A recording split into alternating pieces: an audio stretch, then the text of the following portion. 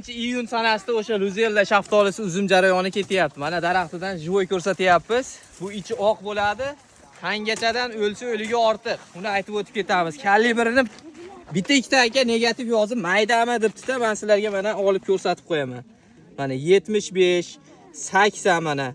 Yomon kalibr basta, mana undan tashqari deylik 60, 70 ham bor mana. Ochig'ini qo'yib ko'rsatamiz biz. Hozir ko'rsat.